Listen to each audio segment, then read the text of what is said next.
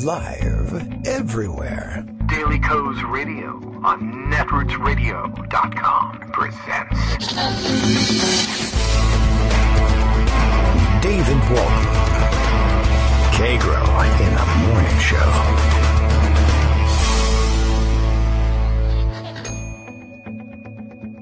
Now, here's David Waldman. Hey, good morning, everybody. How you doing? It is Tuesday, February 20th, 2018. Man, lots going on this morning, and lots to discuss, of course. Still more fallout, and I assume we should be expecting fallout forever, I guess, basically, from the Parkland shooting. And no one can, I don't know, I can't keep the actual name of the high school enough in mind, in memory, to be able to correctly recall it each time. And it's named after somebody, and I assume somebody famous, and it doesn't ring a bell for me, and so I can't remember. It's not Franklin Delano Roosevelt High School or anything like that. And I don't know, I'm suddenly feeling like we're not paying enough respect to the situation to get the school name right. But Parkland seems to be the shorthand everyone is landing on, and I guess that's okay. If you ever referred to Newtown as opposed to Sandy Hook, you're in the same situation. I remember Sandy Hook because, of course, Sandy Hook, New Jersey is easy for me to remember. There's a Sandy Hook there, and I'm well familiar with it, and so that was simple.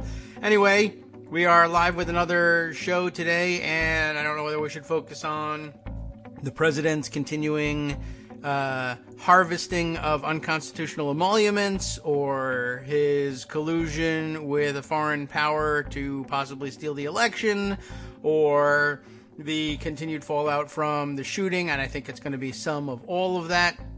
Daily Co's Radio is live now. Bill knows in Portland, Maine, and he says so. And he mentions the gun issue, because that's up top of my list today. David Brooks posts another Respect the Culture column, and David Waldman, Kagro X, that's me, is put on smash head on desk watch. I got to look out. There's a lot of computer equipment on this desk. I'm safe from spilling the water, I think, because I have my nice safety sippy cup over here. So other than that, it's just computer damage. I'm going to try not to do it, but it's going to be awfully hard because there are so many amazingly horrible things happening. I was just distracted moments ago from a tweet from The Hill, which is always horribly distracting. I guess about another Trump tweet. Is this from this morning? I don't know. I'll open it up. We'll take a look. Trump tells GOP to challenge new Pennsylvania district map to the Supreme Court, the United States Supreme Court, not the Pennsylvania Supreme Court. They've already spoken. It's their map, essentially. He says, don't let Dems take elections away from you. And there's a Hill article. Is this a screen cap of the thing? So what's today? Yeah, today's February 20th. 8:11 a.m. He's tweeting that. And I don't know. I guess we ought to check in and see what else he's tweeting if it matters in any way. But that's another issue we might have to speak about. It's been really interesting, revealing, I guess, instructive to watch, although I think we knew all the things that were likely to come out of it. But I don't know. I've got some mixed feelings about the situation in Pennsylvania, and I'll dig through my timeline in order to put this story together. Oh, but by the way, before I dig through my timeline, important news from a listener, Ken, who writes me as Cal Transplant on the internets. And I guess he heard my call for the need for more cowbell and a cowbell sound effect, and he sent me a nice YouTube of it. It's not this is like the sound of people at there's several different ways to ring a cowbell, I guess, right? There's the Don't Fear the Reaper cowbell, the rhythmic cowbell. There's, of course, the cowbells that, irregularly clank because they're on an actual cow. And then people at World Cup skiing events and Olympic skiing events have their own cowbell ringing style, I guess. We'll see if we can crank up the noise on this one on the computer. Maybe you can kind of hear that in the background. I didn't download it on the computer running the show, so we have it like on the laptop. So I should do that. So if I'm doing any skiing nearby you, I'll ring it this way. This is a very interesting version of the cowbell. It's the different cowbell subcultures that are out there. An interesting diversion from the crap that actually passes for news here in this country, the leading light of the Western world. But I like I was saying, before I was so easily distracted by the cowbell thing, it was in my way of getting, I had that tab open and I went to switch over to something else.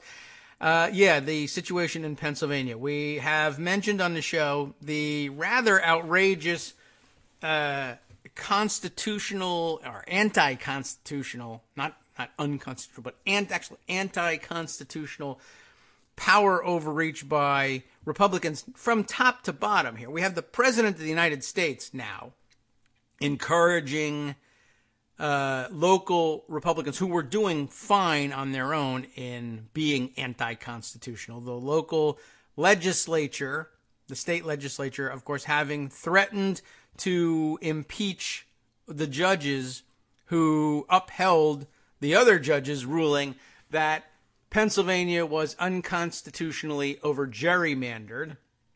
And in fact, it was. And that it had been done for partisan gain. And that probably the intent of the founders in both insisting that we guarantee ourselves a representative, a Republican form of government, not capital R, but lowercase r, Republican form of government, and one person, one vote, and equal representation, and just general American principles of fairness, probably thought that gerrymandering such that, people on entirely opposite ends of a state would end up in the same congressional district, unless you're in an at-large seat, didn't make any particular sense, and that there ought to be some geographic continuity or even political continuity as far as counties go, staying intact.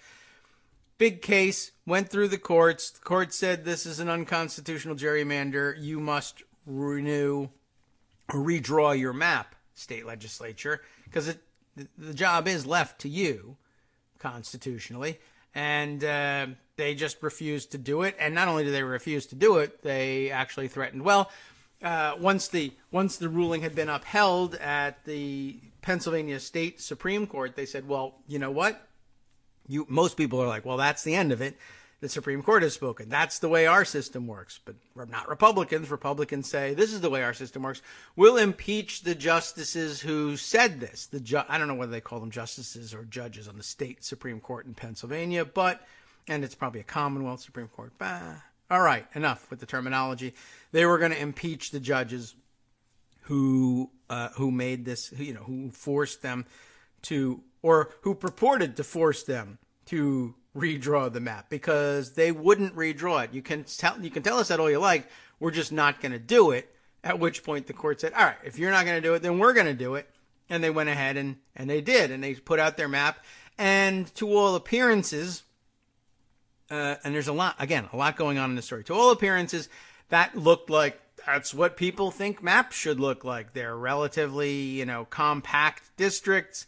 They keep lots of Pennsylvania's counties intact as a complete political unit.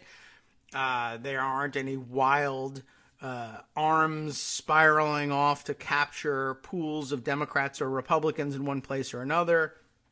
And as it happens, I believe the projections for this map, there are 18 congressional districts, I think, in Pennsylvania. And the projections from political analysts were that this map looked an awful lot like, based on their understanding of who lives where, looked an awful lot like it might result in a split somewhere in the neighborhood of 9-9 as between the two parties. In other words, an even split. Give or take a few. 9 Republicans, 9 Democrats representing the state of Pennsylvania. Which, most people who have any idea about the state of Pennsylvania, and even if you don't, if you had no idea whatsoever about the state of Pennsylvania, but understood that both Democrats and Republicans lived there in significant numbers, you would probably say there should probably be about 9 of each then, if they're going to have 18 seats. And that's pretty much how the court came down. Now, I said there's complexities and mixed feelings. I have to, like I said, dig through my timeline to find the exact thing that I retweeted, because I don't come up with the stuff on my own. I just retweet other people's work, generally speaking. And yesterday I saw David Neer tweeting with some deserved pride, I think, that apparently in the court case, here we are, extremely gratified, he writes, that the Pennsylvania Supreme Court granted the motion of Stephen Wolf, who of course tweets on the Twitter machines as Politics Wolf, and that is, of course, Stephen Wolf, Daily Kos Elections staff writer, I might add. And also Adele Schneider alongside him, filing an amicus brief proposing two congressional plans. The public, David continues, has a voice. We need to use it whenever we can, and includes, I guess, the amicus brief here in a Scribd document. Includes also in the tweet a screen cap of the footnote, I suppose. Is it in the decision? Does it come from the decision? The Scribd is not the amicus brief, but rather the Pennsylvania court's order adopting Pennsylvania remedial maps. Page 6, footnote 7, the applications for leave to file amicus briefs filed by Concerned Citizens for Democracy, Fair Democracy, Adele Schneider and Stephen Wolf, and the American Civil Rights Union are hereby granted. And I also saw lots of chatter yesterday about the accuracy of the predictions, if that's what they really were. I mean, I guess the maps proposed by the Daily Kos election crew at some point turned out to be the closest to what the Pennsylvania Supreme Court ended up coming back with of pretty much any offered out there. And that happened a couple of days ago, I think, and I'm not going to be able to dig that one up. But in other words, basically, this is a good opportunity to say, oh my God, it's great how well the Daily Kos election staff knows their craft. And even when they're sort of reaching outside of their if we designate, you can only have one craft. And it is writing about politics and theorizing about it. They do that very well. Now, reaching outside of it, like drawing maps. That's certainly an exercise that we could expect them to engage in for fun, because they are very, at their core, they're very deeply weird people. Fantastically weird people in every good sense, but come on. That's a deeply weird pastime. And we thank all either deities, higher powers, or the empty void, or the flying spaghetti monster, for the fact that they have got this gift, and for the fact that they share it with us, and us first, at Daily Kos. It's the center of the political universe, for God's sake. We know what we're talking about.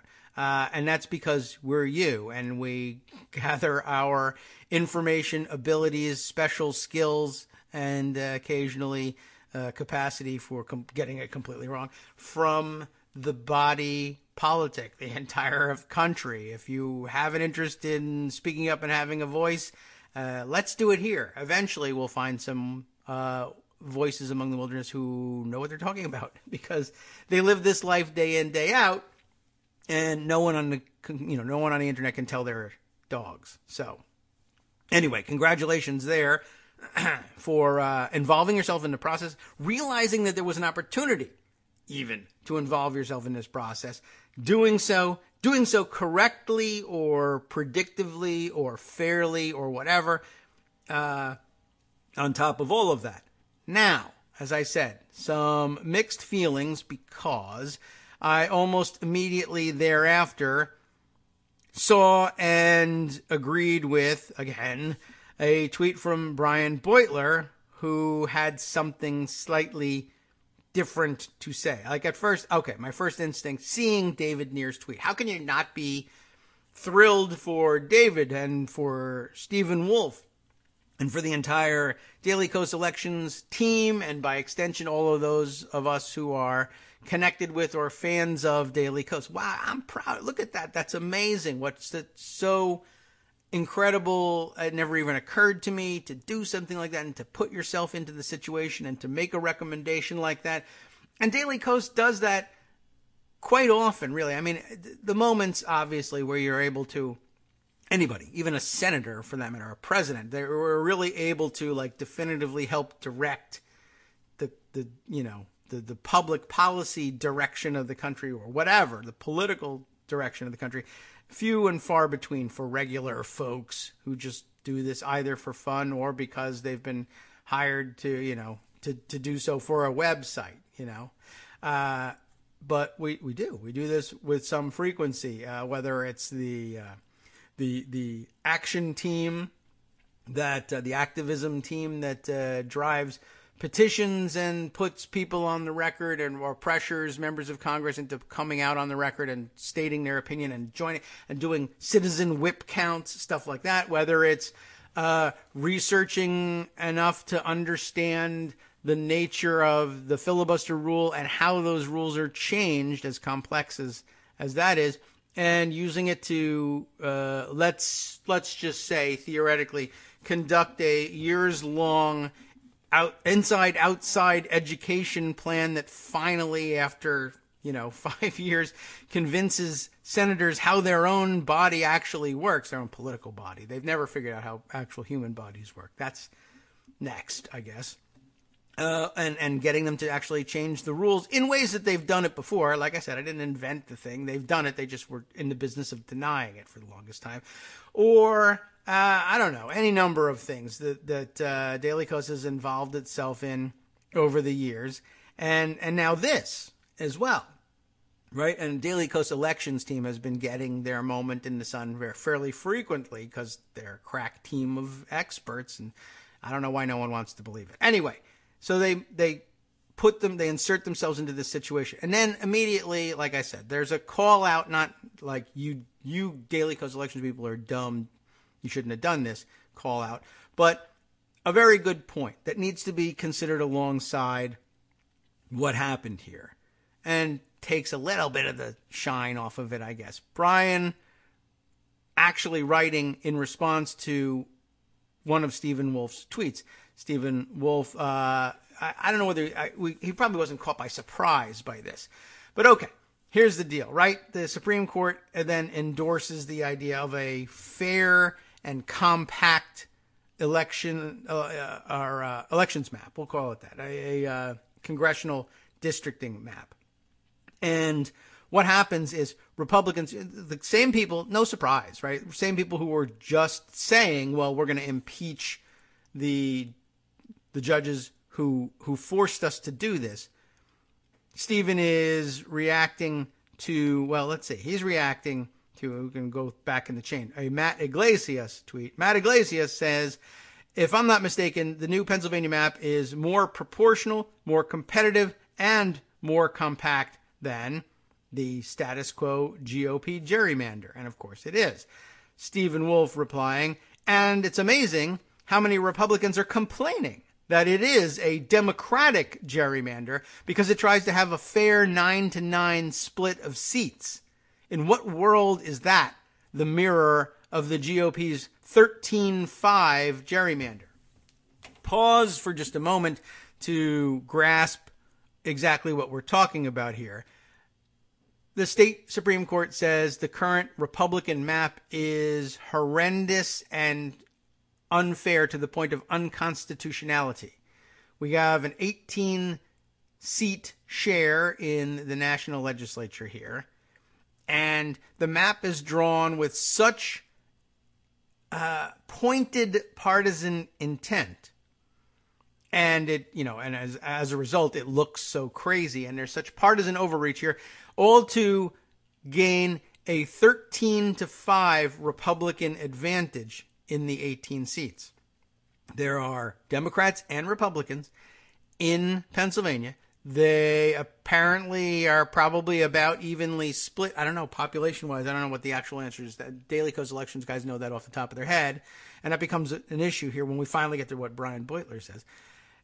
So naturally, most people, normal people, and this is the difference between us and the current Republican Party. Democrats would say, if it were the case that the state were evenly split as between people who are registered Democrats and registered Republicans, or express Democratic preferences versus Republican preferences, we would say, because we're liberals, and this is really true, because of the classic definition of liberals, and we adhere to that, we would say the obvious answer is 9-9 split. We should aim for a map that'll make it more or less evenly split. If the state is evenly split, that's probably about how it should come out, right? And as it happens, most of the principles that people generally accept when they approach the question honestly are reflected in this map: compactness, political integrity, regional integrity where possible,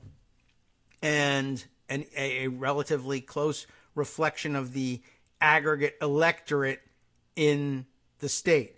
Republicans, on the other hand, say, no. What's fair here is 13-5 Republicans. And then what else happens? Not only is 13-5 fair in their mind, 9-9 is actually literally unfair in their mind. Why? Well, because we used to have 13, that's why, and now we have 9, so it's unfair. But 9-9 is inherently fair. That's the way liberals approach it. They say there's a 50-50 split in the state. There should be a 50-50 split in its representation in Congress.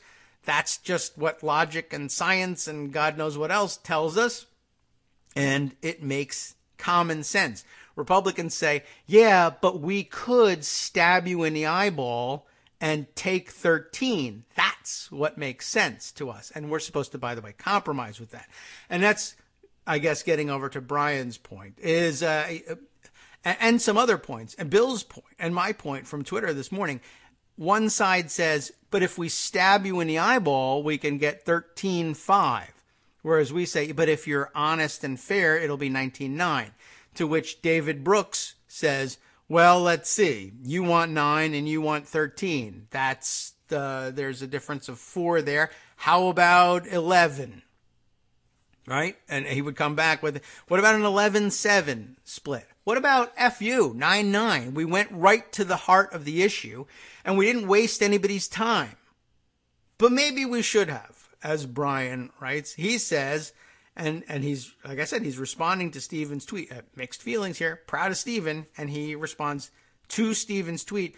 This BS. Stevens is Stephen Wolf. BS. Yeah. But read on. This BS is why I don't think Democrats should preemptively commit themselves to nonpartisan redistricting in 2021. And that would be the first year after the next, what is it, decennial? Is that what they say? The next census, which they take every 10 years. I forget the word. This BS is why I don't think Democrats should preemptively commit themselves to nonpartisan redistricting. Now here, I don't know for sure that that's what Stephen had in mind, but it seems pretty clear, and probably the reason the court adopted a map very much like the one they predicted or suggested was because they could lean on it as nonpartisan redistricting. That's where the court is going to want to be. And I guess there's some question here and some room for nuance in terms of whether or not Brian is right about it being BS, because you are dealing with a court that's drawing the lines instead of a legislature. But maybe I need to finish his comment first. This BS is why I don't think Democrats should preemptively commit themselves to nonpartisan redistricting in 2021. Republicans will lie about any nonpartisan system unless threatened with the alternative of living under a genuinely unfair democratic gerrymander for a decade. In other words, the only thing that will bring Republicans around to admitting that a 9-9 nonpartisan approach is fair is if they were to spend the next 10 years suffering under a 13-5 Democratic advantage. And Republicans were grousing about underrepresentation in the legislature in Pennsylvania, or in the national legislature from Pennsylvania, anyway, to be precise. So that's a very interesting point and an interesting question. Why did, is it a good idea for Stephen Wolf or Daily Kos Elections or any Democrats anywhere in a situation like this where the court throws up its hands and says, fine, we'll do the redistricting, to say, here's our proposal, 9-9 nonpartisan split. Well, as I said, there's a little bit of extra nuance in there. If we were going to some theoretical, other decision-making body besides the courts and saying, what as Democrats do you propose? Then perhaps at that point you might say, well, Brian has a point. And you might try to force a, let's say, theoretical 13-5 reversal. I don't know if you could actually create it, given where Democrats live in the state, but it's a good theoretical point. On the other hand, there would be a wing of Democrats, because they're fairly practical people and habitual hand-wringers, who would say, wait a second, if we propose a 13-5D map, that will give the R's actual reason in the minds of the reasonable center and David Brooks and anybody else who has those horn-rimmed glasses, I guess, would then say, look, Democrats are just as unreasonable. Both sides do it. And in order to avoid the both sides accusation, we'll offer a 9-9 map. And then they won't be able to, they quote-unquote won't be able to launch that attack against us. But of course, we know that they absolutely will. We just saw them do it, so there need be no question about whether or not they would attack a 9-9 map. But again, the nuance, as I say, in this situation is there isn't it's not the state legislature, it's the courts, and the courts have a very different reason to reject what looks like a partisan redistricting map outright, and then we would just be discounted from that process. And who knows what they would put together in the absence of a good suggestion. So there is that. But it's a good point, worth considering. Hi, it's me, David Waldman, your host for Kagro in the Morning, interrupting this little break to say thanks so much to all of you who are contributing supporters of Kagro in the Morning. Thousands of you are downloading the show each day, but fewer than 1 in 25 regular listeners are donating to help keep us on the air. For the money you'd spend on a single 3-minute iTunes song, we bring you 2 hours of great news and entertainment every day, 5 days a week. Patreon.com, Patreon.com makes it easy. You can find us there by searching Kagro X or David Waldman or Kagro in the Morning or even Daily Coast Radio in their search box, and you'll be right where you need to be to make easy, recurring monthly contributions to support our show. Once again, thanks so much for your support.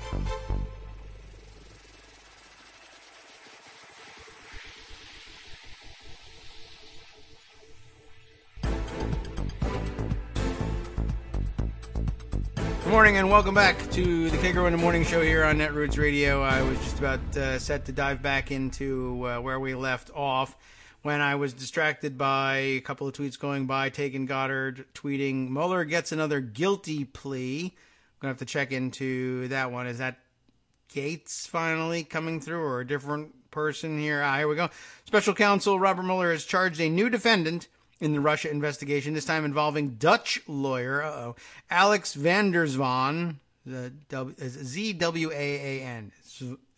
Zwaan, how do they pronounce W's in Dutch, who is accused of making false statements, including the pronunciation of his name, no doubt. The false statements came when Mueller's team was asking questions about van der Zwaan's work representing the Ukraine Ministry of Justice. This investigation is getting kooky out there, man. That probably is what I'm looking at here. The Hill also saying breaking news, Mueller charges lawyer linked to Trump campaign advisor with making false statements. I guess a fuller explication/explanation of that in the Hill, which I hesitate to rely on, but okay, there it is. What do we got? Mueller charges man who communicated with Gates with making false statements. So they're getting closer on finishing up the Gates side of all this. Special counsel Robert Mueller charging a man who communicated with Gates with making false statements to federal officials. Everybody's taking false statements to federal officials. It's very rude. Alex van der Zwaan, maybe, is charged with making materially false, fictitious, and fraudulent statements and representations to the special counsel's office and FBI agents. He allegedly lied about his last communication with Gates and deleted emails. Russia, help us find these deleted emails. but his emails, ladies and gentlemen. Deleted emails requested by the special counsel's office, according to the indictment. New charges come as Gates is reportedly nearing a plea deal with Mueller and will testify against former Trump campaign head Paul Manafort. So, rapidly changing situation in that game. By the way, top of the front page, at least when I opened it up an hour ago, over at Daily Kos, Morning Digest from Daily Kos Elections.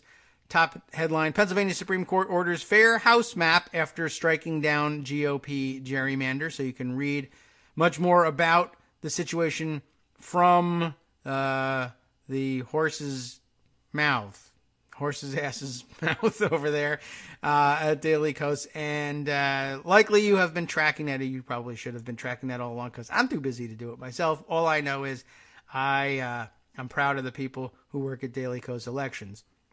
But again, fair point for Brian. I don't know if I would necessarily counsel that approach, but it made me stop and say, I agree. It made me angry again, and I could use that kind of motivation in the morning, and hopefully you can too, and that's what you're doing here listening to the show. By the way, those of you who are listening to the show, I guess if you're listening live, Justice, do we know the numbers of people listening live these days? Every once in a while I've asked this question.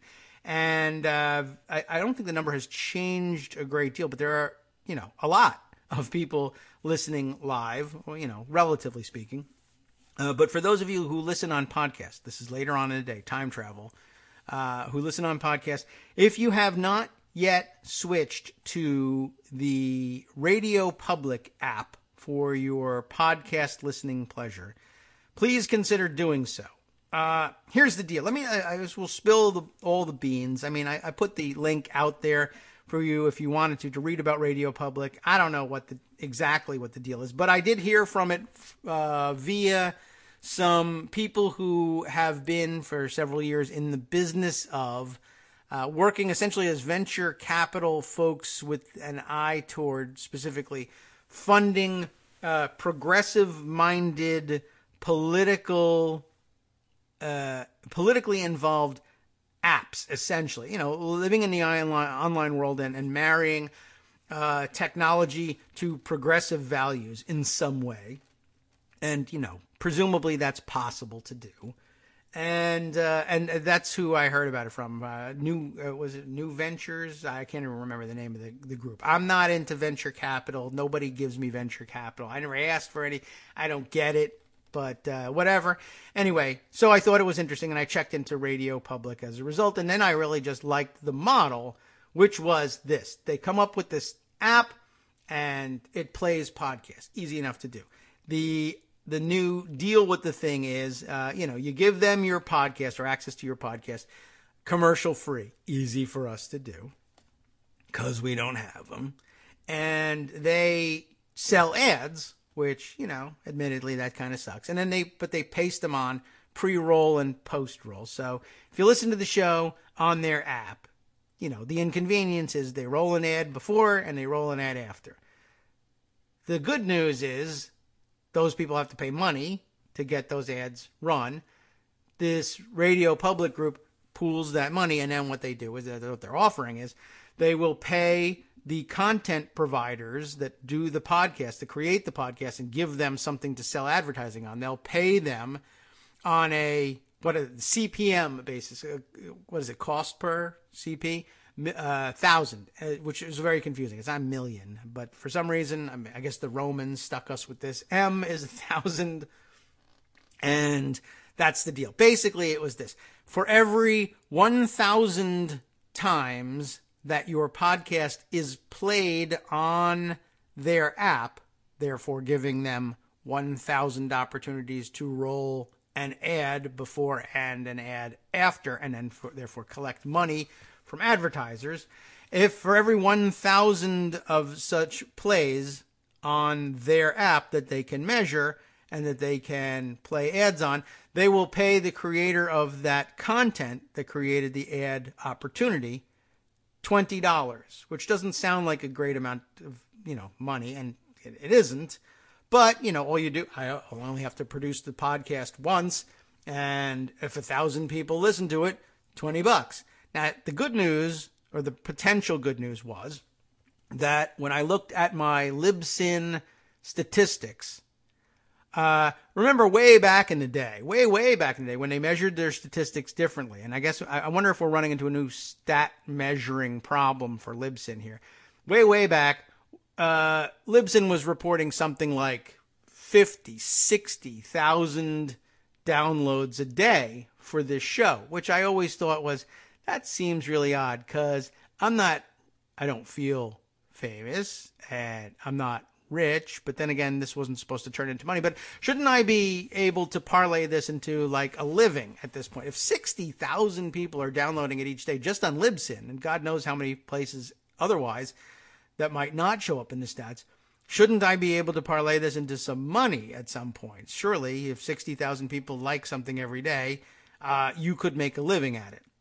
But I think that was illusory. And then when they fine-tuned their statistics gathering routine, the number dropped precipitously, and I thought to a much more reasonable level. And then it recovered again to about 10,000. Lately, we've been doing like 10,000 downloads a day. And I think what was happening was they just didn't have their instruments set, sensitively enough. And maybe what was happening was because I was embedding the player in posts on the front page of Daily Kos, which is highly trafficked, that maybe every time somebody opened up the story that it was embedded, the post that it was embedded in, it counted it as a download because it was potentially there and had to be, that something had to load up in order for them to be able to, have a functioning player when you hit the play button. I don't know how the technology works, but I think that's what was happening because that seemed more likely. Like the prospect that 50 or 60,000 people would load the page that had the player in it on the front page of the Daily Kos, that seemed more like what was happening. But then they tinkered with it and fixed that. But then we still were making 10,000. So I thought, all right, they clearly tinkered with it in a way that made it more like how many people are really downloading this thing consciously. 10,000. All right, well, great. Well, 10,000 at $20 per 1,000 downloads is $200. That's good. I would love to be paid $200 a day to produce this show. That'd be great. And it'd be $1,000. I'd do 5 a week. It'd be $1,000 extra dollars to have and to be able to, I would eat some of it and some of it would, with milk, like cereal. And some of it would send my children to college. And some of it would repair the various things that you hear breaking down in the background here. And, it would be great. And we could pay Scott like an actual rate, like how many dollars per hour should we be paying you for the work that you do? And then you would get that dollars per hour. And even Greg could have some money per hour if he wanted to have that. Armando, we all could. People who created content and sent in voluntary submissions. I could say, hey, if we play it on the air, we'll send you, I don't know what we would send you. $10, $20. I don't know. I'm not sure. But we could do things like that. We could have a studio. We could have a system that never breaks down, or a backup system that would work really well if the system did break down, or a studio where I could do this in case if my kids had coughs, it wouldn't matter because I would be in a studio and I would have a producer and I would say, what's the name of that guy who wrote the art? And they would hand it to me and we would have a show and it would be awesome. Right? So, all right, 10,000 downloads per day, $200. All we got to do is have people listen on Radio Public. That should be easy. It plays just like anything else. I started embedding their player in the front page of Daily Kos and encouraging people to go and use that thing. And I figured, adoption might be slow. People like to use the systems they have. They don't want to tinker with it. But if it's right there, embedded in the front page of Daily Kos, we should have thousands. There should be 1,000 people per day listening on the Radio Public app, and we'd get $20 a day, and that would be a great place to start. And then I noticed that my Libsyn stats started to drop again precipitously, and I thought, oh, this must be because people are listening. I'm no longer embedding a Libsyn player on the front page of Daily Kos. I'm embedding a Radio Public player on the front page of Daily Kos. And so therefore, my Libsyn plays are down, but so what? Because Libsyn never paid me per download or per 1,000 downloads or for any reason at all. Plus, I was mad at them not that long ago because they did a very rotten thing to me. But I fixed the rotten thing, but it sucked anyway, and I felt like, boy, I wish I had reason to punish, or the ability to punish them in some way, and I really don't. So anyway, I'm not that worried about that thing. But, it was disheartening to see the stats because, I like to give myself a morale boost every once in a while, like every day, and look at the stats. How did I do? 10,000? Awesome. 10,000? Awesome. 10,000? Awesome. And it's now like 1,500. So at first I thought, this is going to be fantastic. 9,000 people have switched to daily downloads over at Radio Public. Only I can't tell because there's no statistics available day to day from Radio Public. And then I got an email some time ago that said, okay, you're doing great. Here's what's been going on over at Radio Public. You have had about 100 people over the last 2 weeks listen to the show on Radio Public. You've earned like 24 cents.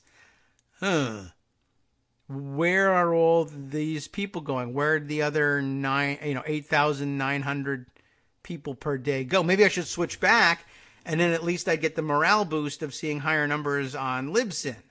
So I don't know where everybody has gone, except maybe Libsyn's numbers were BS again in a different way. I don't know why. I don't know how. I don't know what they're doing. But I guess my next question, 20 minutes later, is what are you all doing? Are you not trying this thing? Or I'm wondering whether if I embed the player anywhere, front page of Daily Kos, and you see it and say, oh, I'll listen to that, and you hit the button and you listen, is that a play of my podcast in a Radio Public app? Or is that something different? In other words, if you listen in an embedded player, maybe that doesn't count. You might really actually, honest to God, have to go and download the Radio Public app on your Android or iOS phone and then listen to the show daily through that. Although I assume you can also put the app on your computer somewhere and listen that way if you prefer. So I'm encouraging everybody who has given it a try or has used the embedded player for Radio Public from the Daily Kos front page to experiment. Instead, download the app. I don't know how much harm that could really do. Again, it's backed by a venture capital group, or advertised anyway, by a venture capital group that supposedly has a very progressive bent. So, I don't think it could do any more damage than most apps do, although, could always be the Russians stealing your information. Download the Radio Public app, try it out, listen to the show on the Radio Public app, the native Radio Public app on your phone, and see what happens. Because if there really are several thousand of you listening daily, particularly via podcast, all it would take to fully fund the program is for you to switch podcast players to Radio Public, and then we'd have a bunch of money. I don't have a stake in Radio Public, but they would pay money to me if you listen to the show on air. So this is about as honest as I can make it. I don't know if that number will ever change. I don't know if we started getting $200 a day, whether they would change it to $10 per 1,000 downloads. I have no idea, but I wouldn't mind having that problem briefly. And then if it sucks, I'll tell you, yeah, this thing sucks. Unless they pay me thousands and thousands of dollars, in which case I'll say they don't suck. And I mean that because they're paying me thousands and thousands of dollars, and you can decide what to do with that. All right, that's it. That's where we are with that thing. I don't know why that took me so long to say. I don't know why I spent so long saying it, but that's the way the show goes. All right, I think maybe that means we were done with the partisan gerrymander question in Pennsylvania, at least for the time being, though there was additional feedback on that along the way, including our friend Pryan, and who tweets as Chief Beef Loco, and was complaining that Texas has a particularly egregious electoral map, and please have the Daily Kos election staff examine this obvious racial redistricting in Texas, sending us a picture of a weird-looking thing that begins in San Antonio and then stretches down a highway, it looks like a highway, and maybe a county line all the way out to the outskirts of Austin, and then reaches into Austin to grab a few more probably Democrats out of there and minimize their power that way. Plus, of course, Michael Musson's observation, Trump says to the Pennsylvania GOP, "Trust me, I know how to win elections without winning the popular vote. If the Supreme Court doesn't fix your problem, I know a guy in Russia, and he'll help you out." That's basically it. All right, let's see. Mark Hogue, problematic. "I tried Radio Public," he says, "found it frustrating and confusing." You know what? That doesn't surprise me a great deal because I found their website a little frustrating and confusing in terms of, like, I'm used to like stats coming out the wazoo from Libsyn, which is terrific, but they might be fake stats. So I don't know, but I feel like I have much more control over, finding out what happened to my podcast, even if it's a lie, over at Libsyn. And I found Radio Public kind of how can I find out how many people download it? Why won't you tell me that? How come I can't track my progress daily? Maybe. Hopefully it's just something to get used to. And I don't know. I guess what I'm asking you to do is, download it for that. Listen to I think once you find the show, and it should be fairly easy to find the show, and that link is available in the embedded player that I put on the front page. If you click on that, it will take you to a page full of my podcasts.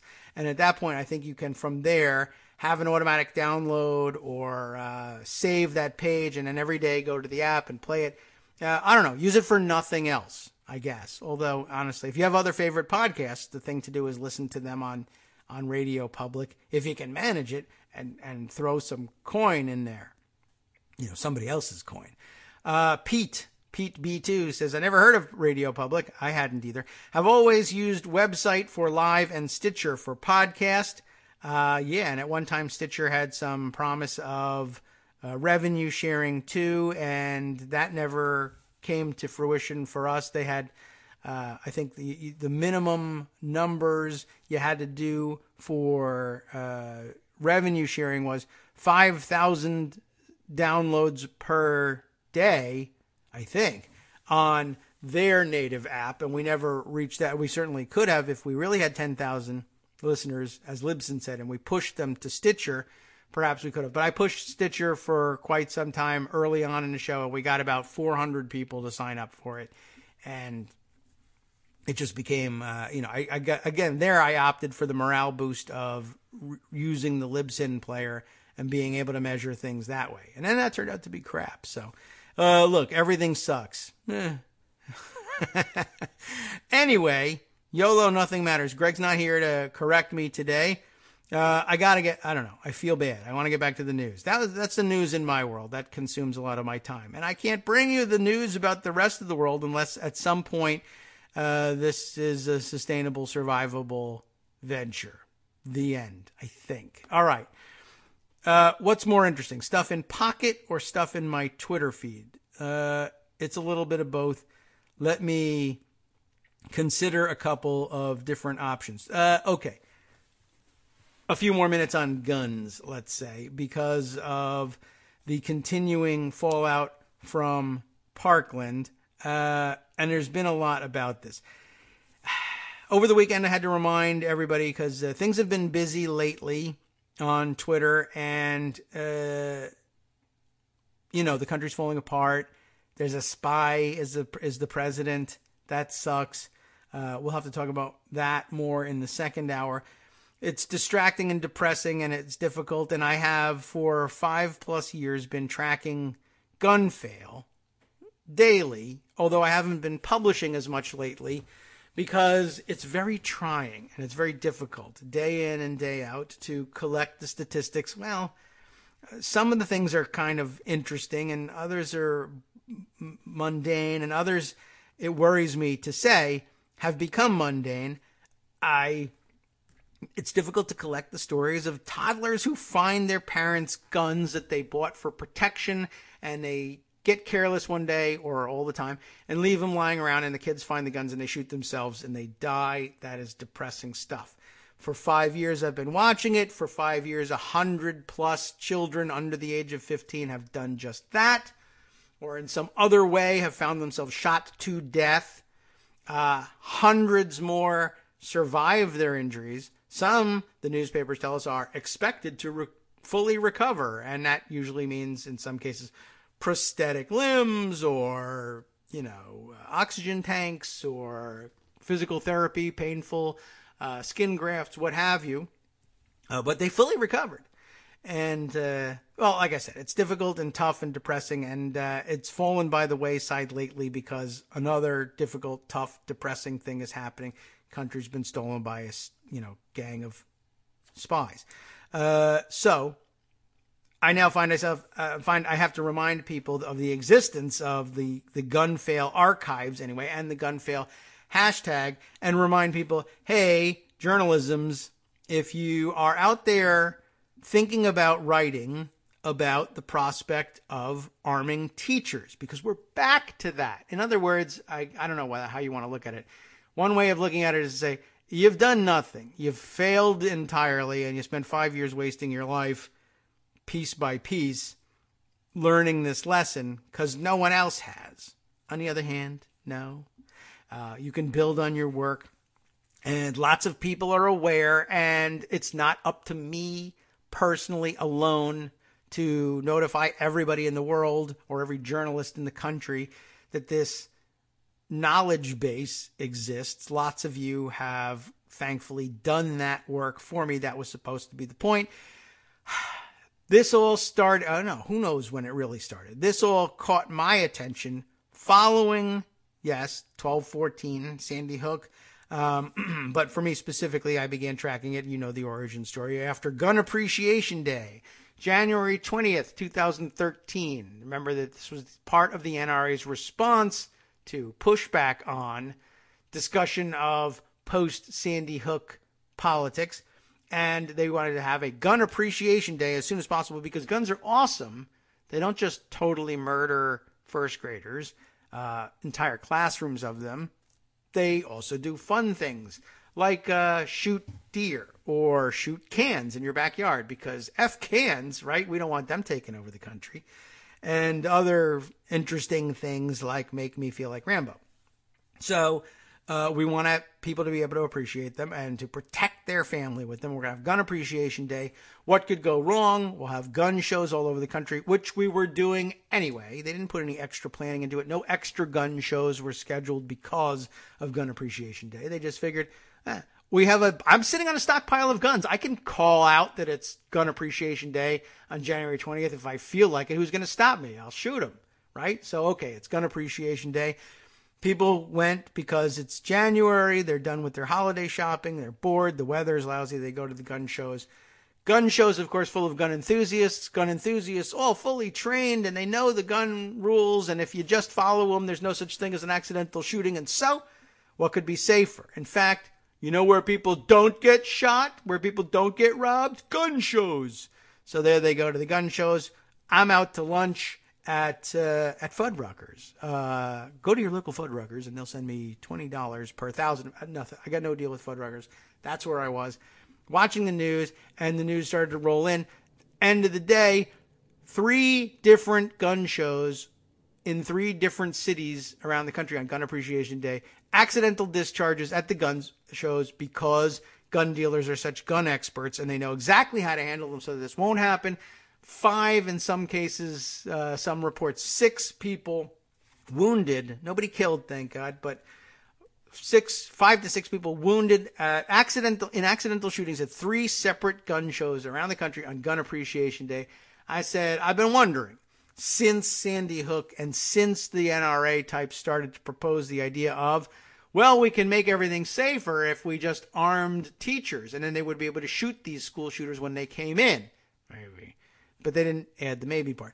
And it caught on. People were saying, yeah, maybe we should do this. And I said, I wonder if that's a good idea. And I wonder whether if we were to arm every teacher or lots of teachers or some teachers, whether there would be accidents. I wonder how often do people accidentally shoot themselves? I wonder about that. And I began to look, and I said, I wonder if I look in Google News and type in accidentally shot himself or accidental shooting, what am I going to get? And January 20th, 2013 sealed the deal for me by showing me that 6 people shot at gun shows alone by accident on Gun Appreciation Day. Well, those people are definitely going to appreciate their guns. This seems like something worth tracking, because if you're going to have guns in every classroom, you're going to want to know something about what could go wrong. That's one of the questions that liberals sometimes ask themselves. And I wanted to know. So I began tracking, and I was sort of astonished at how frequently people accidentally fired their guns, left their guns behind, dropped their guns, did something dumb, something wrong, something against the safety rules that are supposed to keep us all safe with their guns. And I figured, what if one or more of these people was a teacher by profession? And what if one or more of these people did this in a location where they were carrying one of their guns? And what if that location was a kindergarten classroom full of 26 squirming idiots? We love our children. I believe they're our future. Teach them well. Let them lead the way. Now those kids, when they tried that, some of those kids grew up into high school students, and now we want them to shut up because they want us to get rid of the guns. Okay, that's a problem.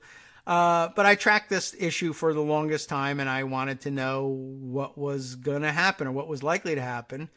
And as it happens, here's what happened. We got a lot of happenings in this.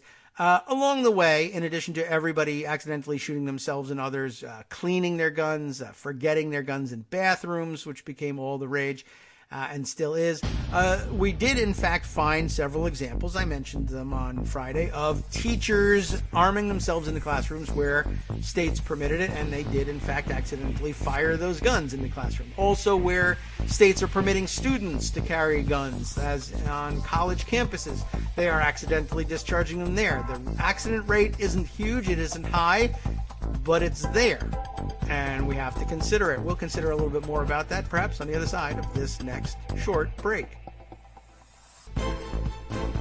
Welcome back now to the Kagro in the Morning Show here on Netflix Radio. Lots happening via Twitter while I'm happily chatting away. With more indictments, I guess, coming through. Nothing new since the last one I read you about from the Mueller investigation, but just a good point. People reminding me from time to time of specific things that happened during the campaign that now should be viewed in a particularly viewed in a different light, including this one tweeted ahead to me by Cotton, C-O-T-O-N, 1T, Cotton Lover, Cotton _ Lover, L-U-V-E-R. Okay, well, it's out there, and Cotton Lover is a follower on Twitter, so maybe you're listening to the show. I just saw your tweet retweeted handily by Natasha Chart, as a matter of fact. Hillary was right all along. I know that's going to anger some of you who are not Hillary fans, but in this particular instance, this is a clip accompanied by a clip from the debates. Hillary was right all along. She tried to warn us about Russia. When Hillary said 17 intelligence agencies verified Russia espionage, Trump yelled, "You have no idea. You have no idea." Like, once again, denying that there was any Russian interference, which, by the way, over the weekend, he now denies that there was any Russian involvement in his tweets. In his tweets, he denies that he denied it. That's the amazing thing. We all saw him do it, but again, LOL, YOLO, nothing matters. I know, we're not supposed to think that. There are indictments out there. It's just, nothing matters in terms of making this guy shut up. He cannot be shamed into not lying his gigantic ass off right in front of him. I never said that Russia didn't have anything to do with it. Oh, only 35 times, pal. I don't know what to tell you. All right, I'll put this one out there so you can all watch the video later on of Hillary saying this and Trump yelling at her. And that's a huge issue on a number of levels, not the least of which, but leaving aside the Russia thing and his denials of the Russia thing, it's once again, learned woman has something to say, and dotard man shouts her down with, no, you have no idea. And there's nobody with less idea about anything than Donald Trump. And, time to write the headline. Hillary seemed over-prepared. I could just about. All right, moving on. That is difficult to deal with. I think still there's more to get to. The gun stuff, I guess we'll wrap up. I should be mining my Twitter timeline for all of this more so than Pocket. Pocket has the good news stuff, and we'll rely on it in a minute. But I was saying, with the gun stuff, I have seen over the weekend more people proposing that we arm teachers. I just want to remind everybody, look, there's accidents that happen out there, and there's really no avoiding it. And I'm curious about when we're really gonna look at this question. I mean, really, not just me. I mean, other people too. I saw this, I guess I was motivated in this.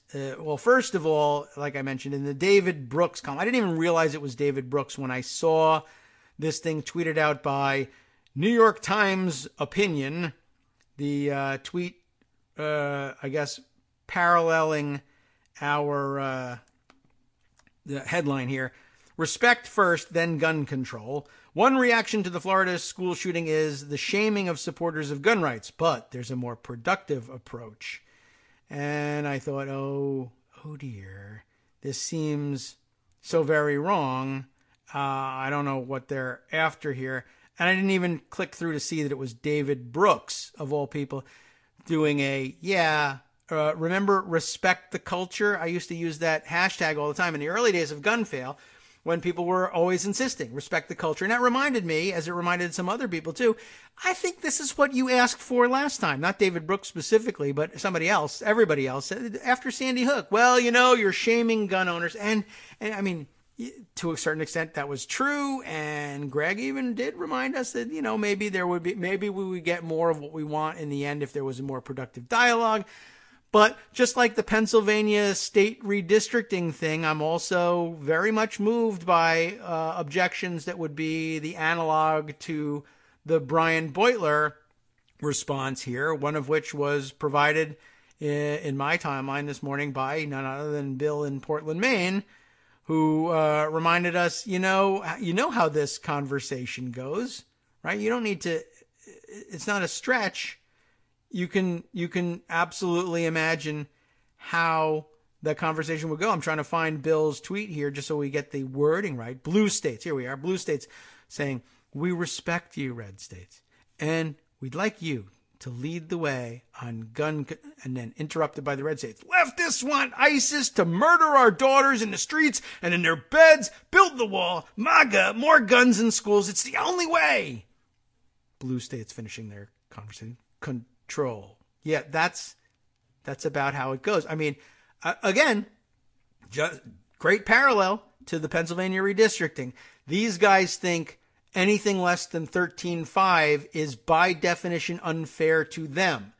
They are asking, and we're supposed to compromise with that. And David Brooks will say, how about 11.7? Whereas, on the gun issue, boy, it's getting tiresome to see our children murdered time and time again.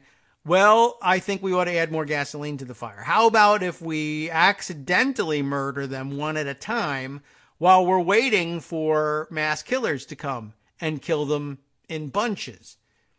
How about if we not do that? How about if we maybe address the volume of guns that's out there? Or if you're Armando, repeal the Second Amendment? Or quite frankly, I guess Armando's argument is starting to have the same effect on me that Brian Beutler is having. Again, the extremism coming through for me. And of course, extremism in the defense of reminding everybody that's really not all that extreme to say I'd rather not get murdered in school.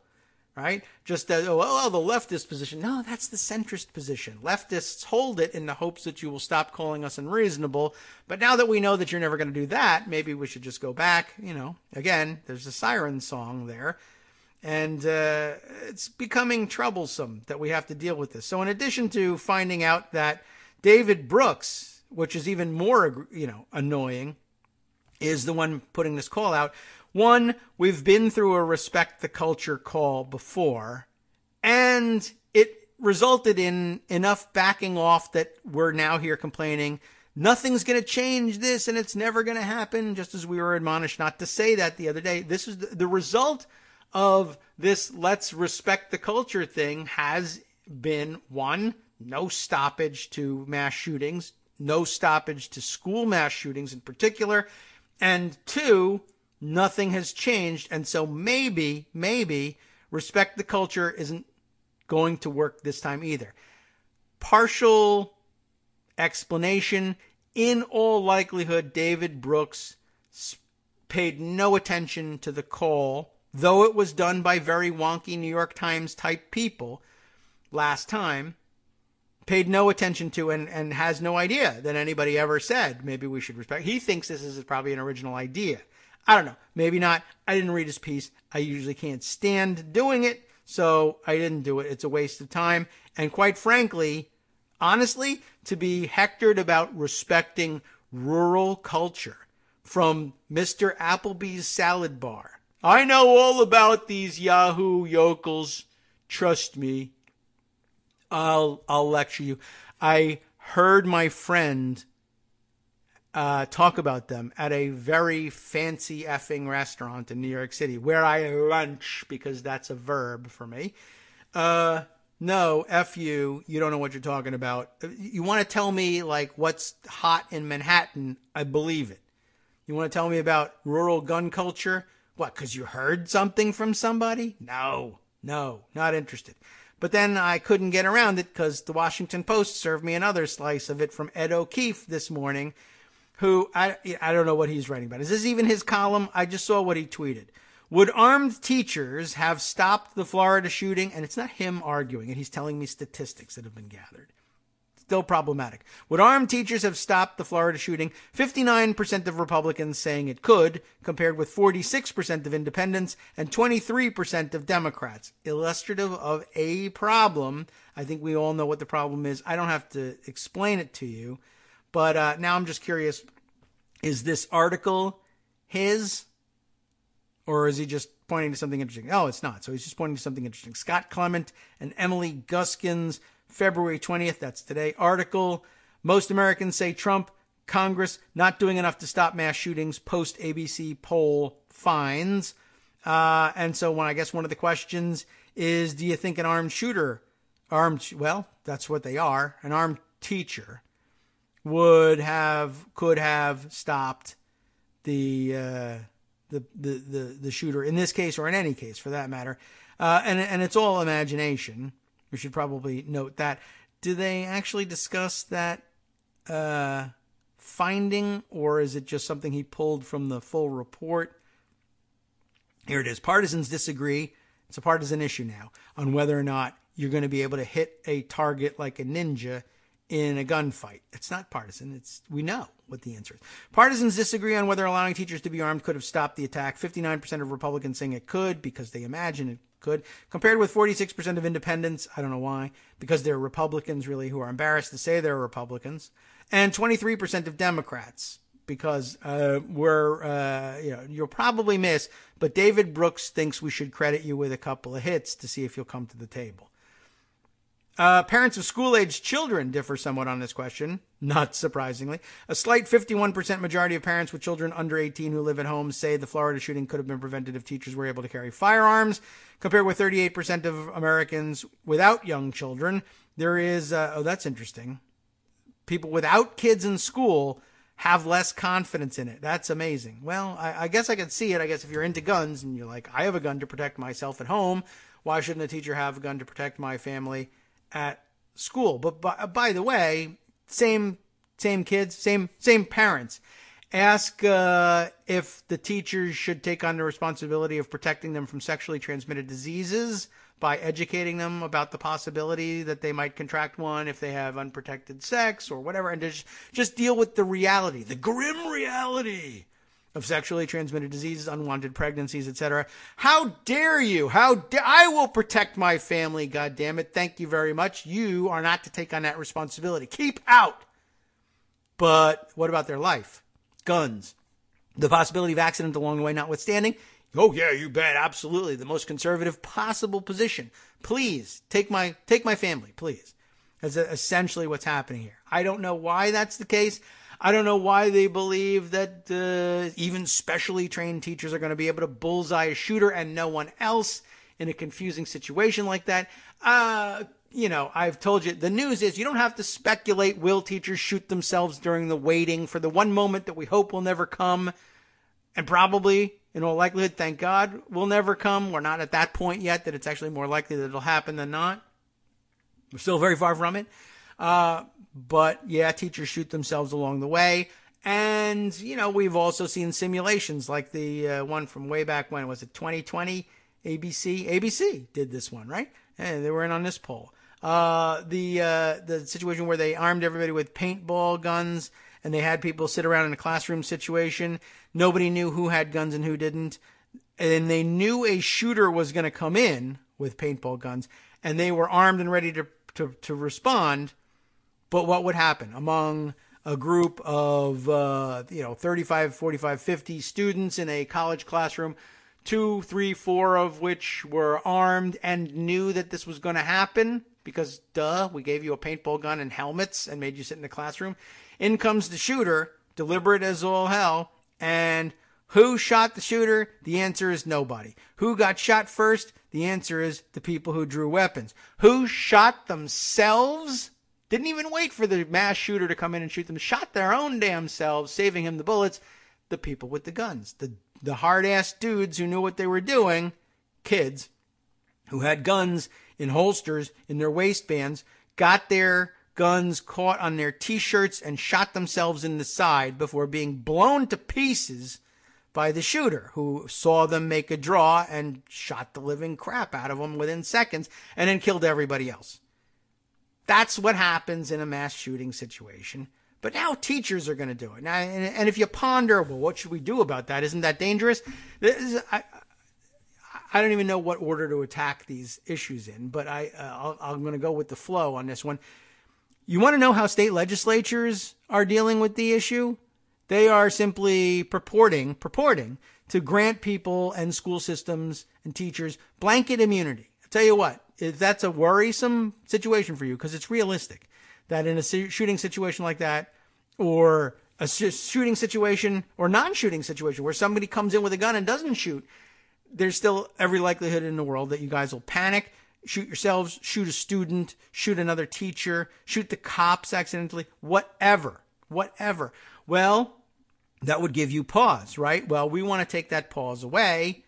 Blanket immunity. You're doing your best to protect something. And so therefore you're a good Samaritan. And so therefore you will get blanket immunity from any liability or prosecution arising from a mistake you might make, which is essentially the same thing. Think about it, sociologically. What are we saying when we say we'll give you blanket immunity? And the answer is we are saying how many teachers will accidentally shoot themselves, either while waiting or in a shooting situation? How many teachers will accidentally shoot a child, either while waiting or in a shooter situation, shoot another teacher, whatever?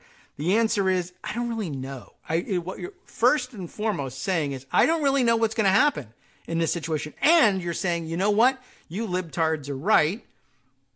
Something like that probably will happen. I can't really calculate the odds and the idea. Forget about it. If you're asking me how many people will accidentally shoot themselves while waiting around armed in case an armed shooter comes, and no armed shooter will ever come to that classroom, but you will have shot yourself or another student along the way anyway, how many of those are going to happen statistically, and is it worth it? And will you basically rack up more students and teachers shot by accident along the way than you ever rack up by people showing up as school shooters and shooting them on purpose? I don't know. And here's the thing. It gives me a headache to think about.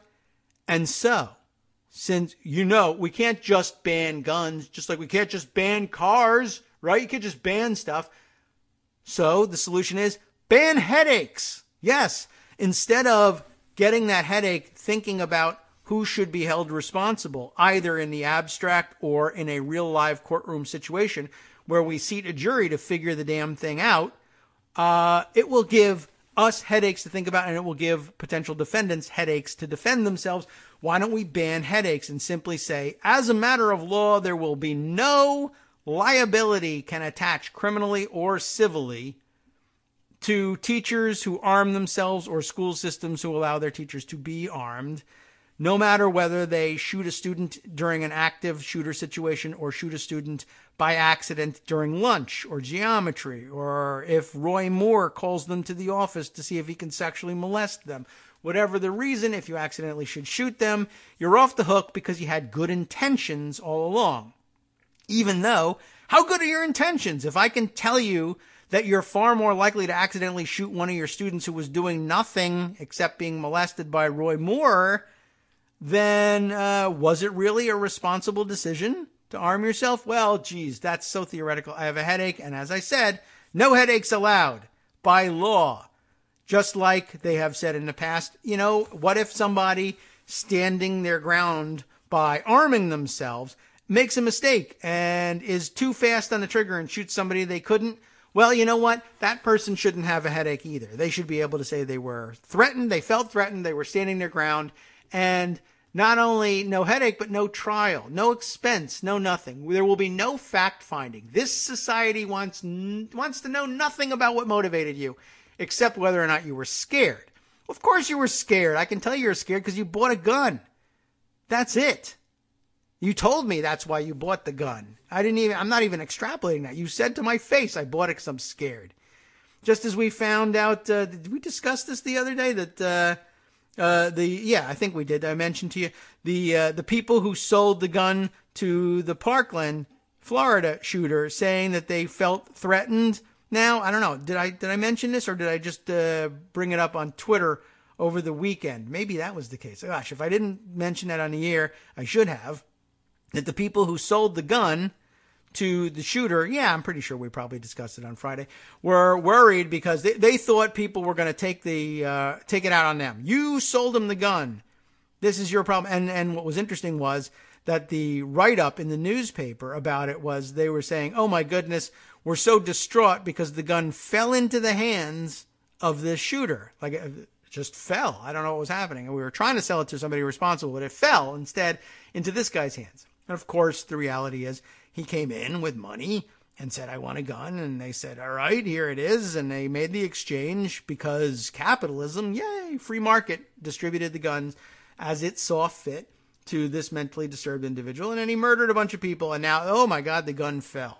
That's how it happened. There's no such thing as an accident unless there's some liability that could attach to me, in which case it was either just a horrible tragedy. If you're talking about my 3-year-old who I bought the gun to protect killed himself with it accidentally, or it fell into the hands of a murderer. If you're talking about somebody who was sitting on a literal stockpile of firearms, who, by the way, are now saying that they are deathly afraid of what might happen to them if the mad mob of ISIS liberals out there were to take their anger out on them. Now, if you're sitting on a stockpile of guns that are meant to keep you safe, guns keep us safe, then you're as safe as could possibly be. Why are you living your life in constant fear? And the answer is, I don't know what it is about it. I don't know whether it's a psychological thing about putting yourself in the mindset of fear and giving yourself a physical reminder of your fear every day, even though you strap that physical reminder on to remove the fear and it's just not working and you don't understand that because you're not very smart or someone told you ignore that. You are safe and your sense of fear is what keeps you safe. Or maybe it's physiological, and we've mentioned this 100 times too. I'm going to keep myself safe by having a gun, and I know I'm only going to be safe if I have a gun if I train incessantly with that gun so that I can be ready to respond in a high-pressure situation and I don't shoot myself accidentally on the draw. Good thought, sort of, except that now means hanging around at indoor firing ranges and breathing in lead dust all the time and somehow mysteriously coming away with this weird mental disorder that won't let me stop scaring the crap out of myself with my own safety device. But they're so sane. Why don't we let them either make the decision or split the baby in half and give them machine guns in most classrooms? Because that's what David Brooks, lunching in Manhattan, says is what we should be doing. I don't think so. So where I left off on that tangent was Ed O'Keefe. tweeting the results of this poll. And I wondered, is that a good question? It is. It's revealing. It's revealing in a way. Is it a good question? It's a fine polling question. My question is a terrible polling question, I think. But here's my question that I wonder about. Wouldn't it be more helpful, I think, to me, it would be more helpful, and maybe I'm just being selfish, if we asked a real question. Like, what if we asked people, hey, what are your thoughts on this? Would armed teachers accidentally shoot themselves or others, or make some other gun mistake, while they were waiting for that one moment of glory, perhaps you might define it that way, one moment that may never, and we hope doesn't ever come? In other words, will reality take over? Will armed teachers accidentally shoot themselves while waiting? Don't even answer that, because the answer is yes. And if we don't get 100% in the poll answering yes, this is odd. I've never seen this before. 100% of respondents said armed teachers would accidentally shoot themselves while waiting for an armed shooter to possibly show up, because it did happen. We saw it happen. The answer is yes, they will do that.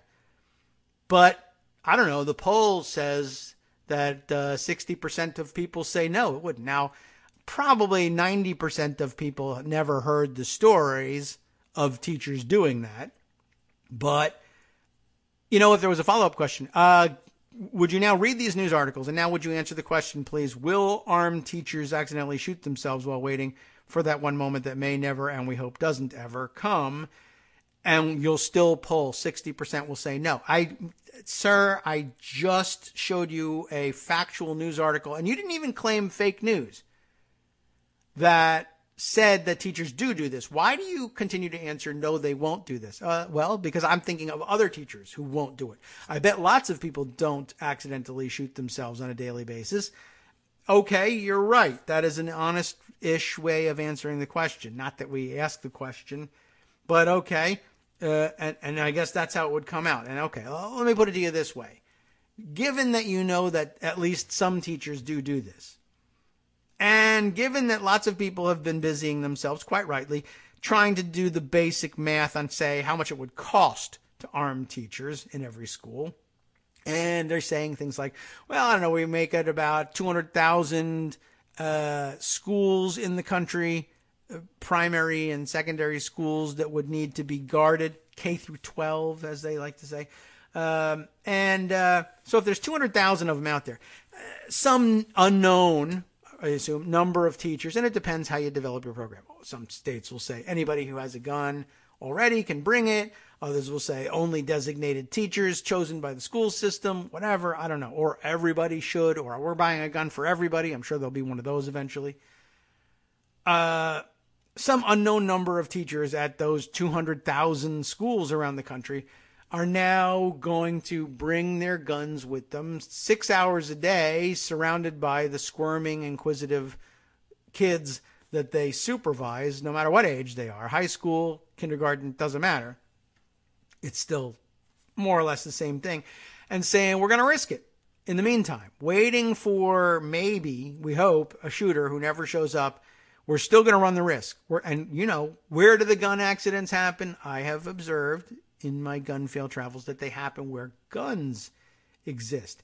And I think almost exclusively not where guns don't exist, although that's not, I spoke too soon, because of course there's the category of people who accidentally fire their guns through their apartment walls and wound and kill their neighbors who had nothing to do with the guns, or who go target shooting with their awesome AR-15s and have no real understanding of how far the bullets that miss their target on the range can go, and they fly into nearby neighborhoods and take out people who are picnicking nearby, for instance, as really happens.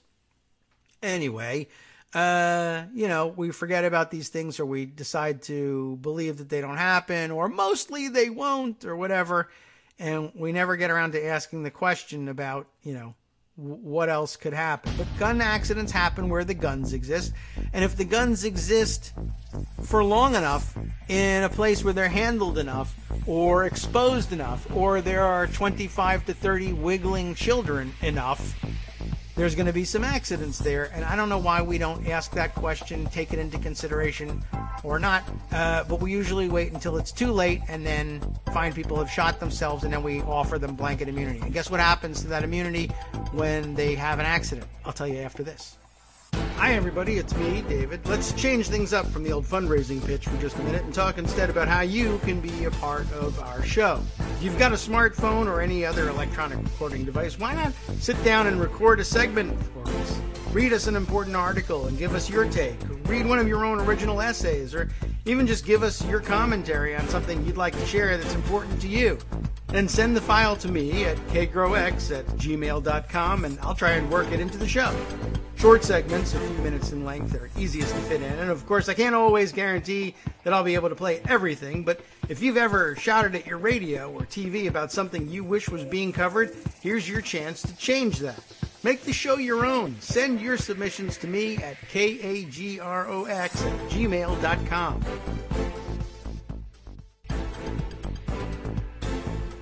Welcome back to the Kagro in the Morning Show here on Netroots Radio. I guess Donald Trump is on a rage tweeting binge at the moment. What are we even talking about here? An hour ago he was talking about, I have been much tougher on Russia than Obama. Just look at the facts. Total fake news, which of course, duh. I mean, you have refused to impose sanctions and rolled back sanctions that Obama imposed, and Obama imposed them. That is impossible. You are dumb and lying. And what does people say about that? I don't know. But right now, I guess 15 minutes ago, he says, a woman, I switched gears, like me. A woman I don't know and, to the best of my knowledge, never met, is on the front page of the fake news Washington Post saying I kissed her for 2 minutes, yet in the lobby of Trump Tower 12 years ago. Never happened. Who would do this in a public space with live security? I don't know. You. I mean, they let you, when you're a star, they let you, right? With security cameras running. Another false accusation. Ooh, but that does mean that there probably was at some point security footage of it. At 12 years, it's long gone. But I wonder whether he kept any of the Pervalago security footage. Anyway, another false accusation. He says, why doesn't the Washington Post report the story of the woman taking money to make up stories about me? One had her home mortgage paid off. Only Fox News so reported. Doesn't fit in the mainstream media narrative. So he's back to his own wang once again, because president, that's what you do. Anyway, let's see. There's much more to get to. I was going to say, let me wrap up a little bit, I guess, maybe, sort of, on the gun thing. Let's say you're a pro-gun teacher. There are such people. I know. One of them shot themselves in Utah a couple of years ago. And you believe your stupid idiot legislature when they say, don't worry about it. Bring your gun. Those be blanket immunity. Long story short, the teacher in Utah who accidentally shot herself in the toilet in I don't remember what it was, 2014, I don't know. What's she doing these days? What does she teach now? The answer is she teaches nothing because she's fired. The blanket immunity went out the door because, duh, we meant only if you were a super ninja hero, you would have blanket immunity if you also missed along the way to being a super ninja hero. Like, let's say a shooter comes in and you shoot, 11 children and the shooter. Well, it's not your fault. You were panicking. It was a tough situation. No immunity, no liability for you. Okay. Great. Awesome. Why bother training, I say. But okay. Well, then you say, well, no. Hold on a minute. It only applies if you do things the right way. Like, one, don't shoot children. But train. You should train. And if you don't, you could have liability. And also, keep the gun hidden at all times. If you don't, then you're not allowed to carry it. And also, you'll lose the protection from liability. Well, one thing leads to another. Blah, blah, blah. I told you that the kids issue, this teacher was supposed to, according to the rules in her school district, in her state, keep the gun hidden at all times. The kids are not to know. Nobody should know whether one or another of the teachers are armed. She violated that all the time. All the kids knew, because you can't keep the thing hidden all the time. It peeks out. And I understand that. That actually makes a certain amount of sense. But don't put out there that, well, don't worry about arming teachers around 25 and 30 squirming children, because the kids will never know. The gun will be on their person at all times. The gun will be hidden at all times. They'll never know. They will never know. That is an absolute requirement for our program. And look, the reality is you strap a gun to your hip. Every once in a while, it's going to poke out, either visibly from under your sweater or stay under the sweater and poke out. Everyone will say, that woman has a gun-shaped lump on her hip, and it's weird, and kids will figure it out. And honestly, if you really want the teachers to be armed to protect kids, are you going to take that gun away? Are you going to violate my Second Amendment rights just because what can you do? The gun pokes out. It's not my fault. It's the gun's fault. Don't blame the gun. It's the person, right? No, but this is different. I'm on your side, right? Can't blame the gun, got to blame the person.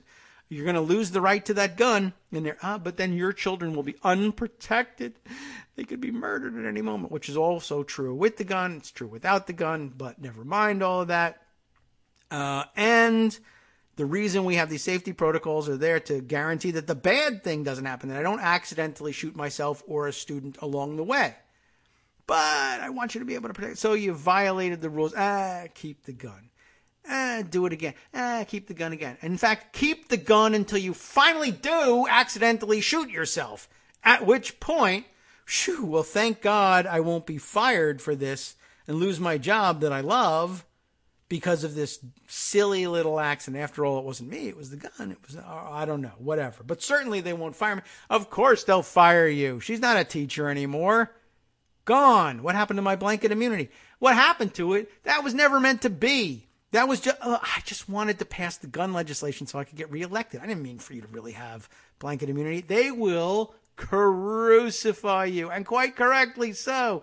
You are taking this responsibility on by yourself, and you will be by yourself. Unless this actually happens in the context of a actual shooter situation. And even then I can't promise you, because if you shoot 11 kids and then finally wing the shooter, you're going to get sued, and somebody's going to get the courts to say, yeah, no, you can't just grant blanket immunity for something this stupid. No, it's inherently dangerous. You knew it was. You granted blanket immunity because you didn't like the headache of thinking about it. That's not an honest grant of immunity. Some states will come out differently because he can come out anyway and things like this.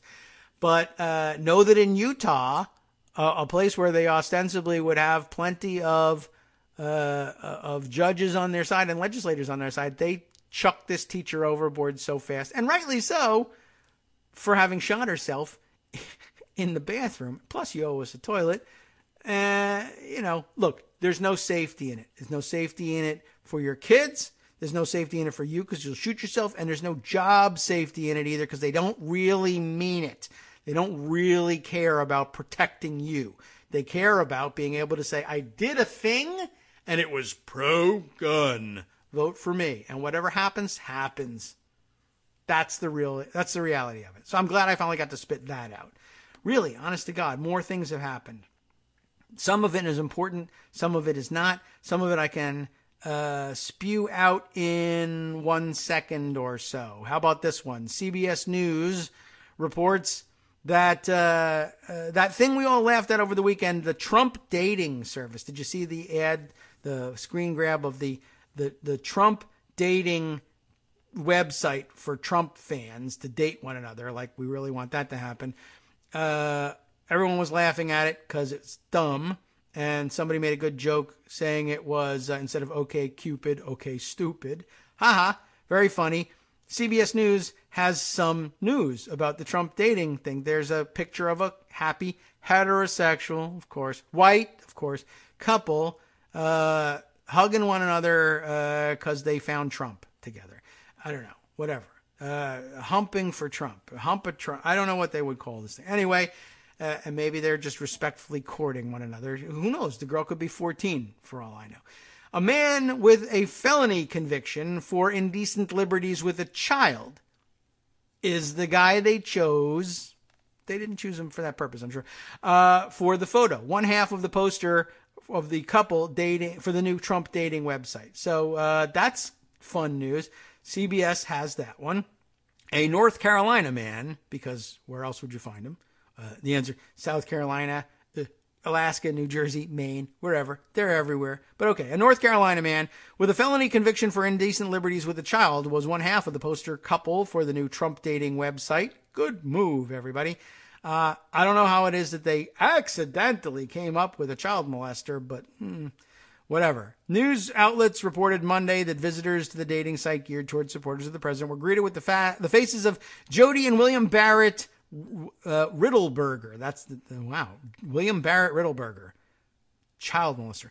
Conservative activists involved in the Tea Party inspired political action committee, Conservatives for Guilford County. The couple's exact role with the site is unclear. State records show Riddleberger was convicted in 1995 on a charge of stemming from filming sex with a 15-year-old girl. He was then 25, a hero to Roy Moore.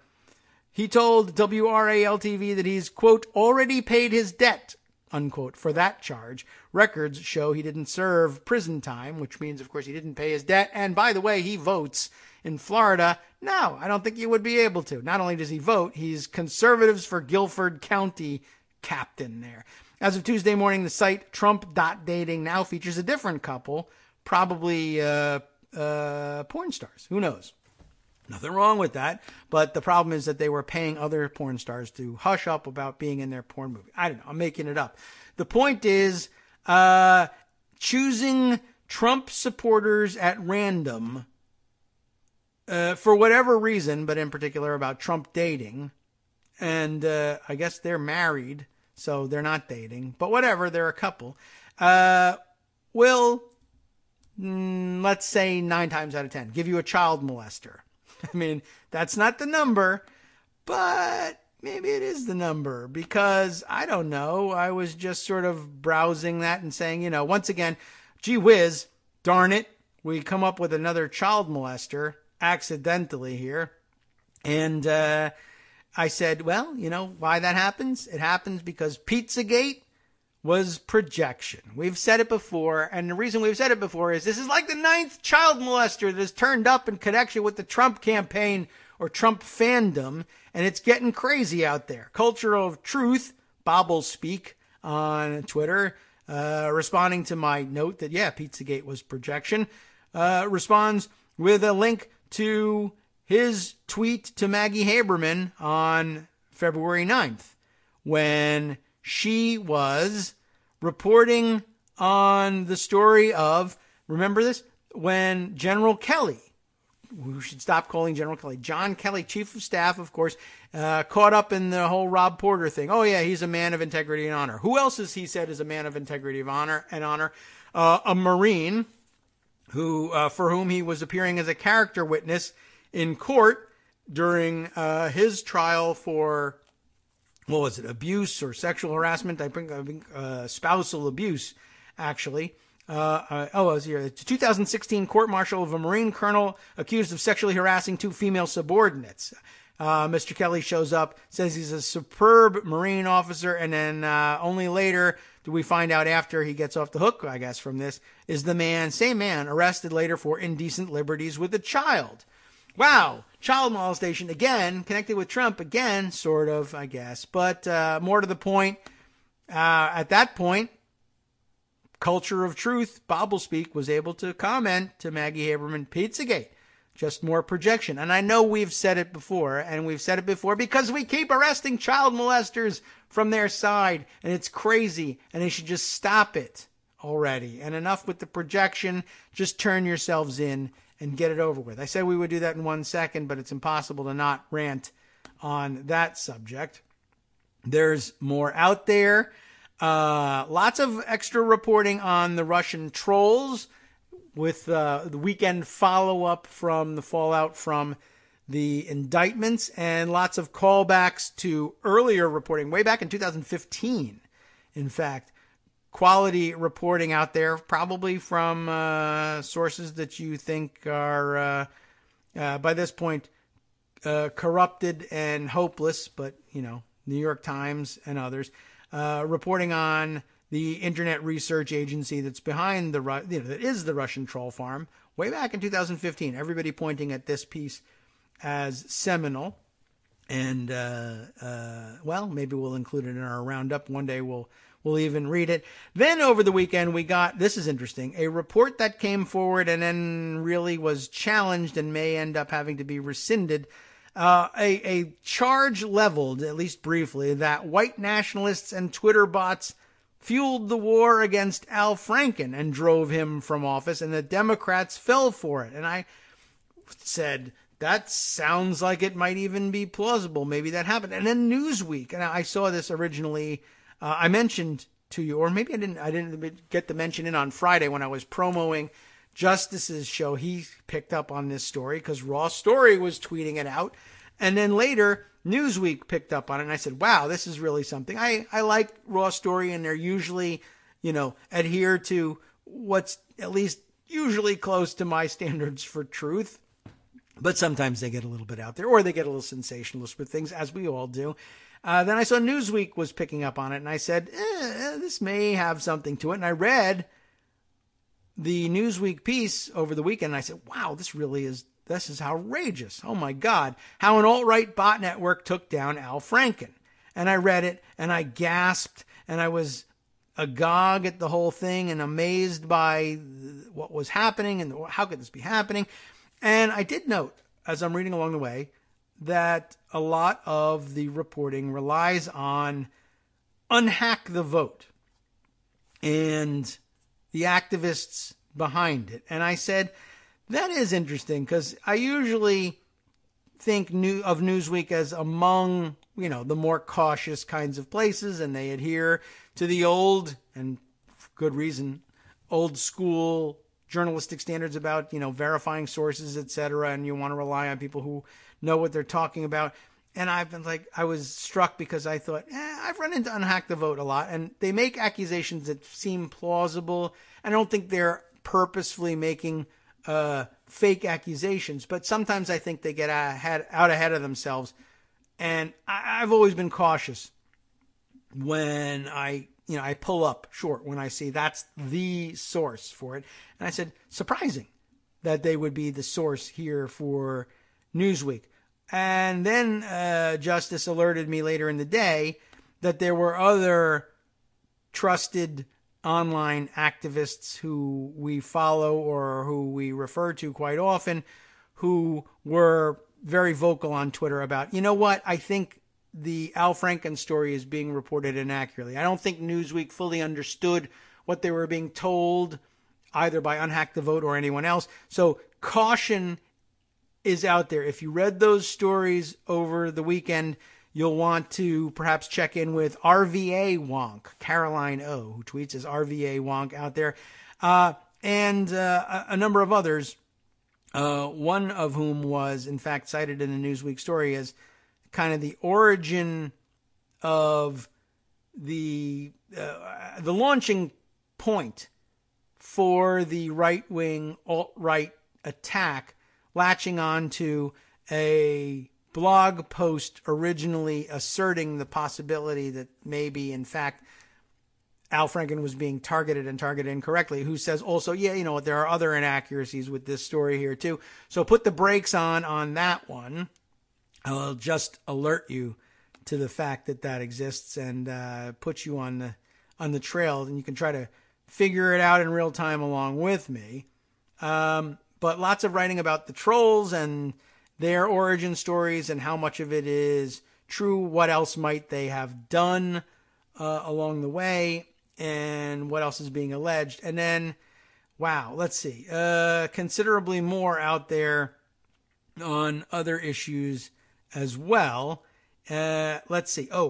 Here's an important one. At least we want to enter this one on the record. And again, not exactly where I thought I was going to go, but definitely important.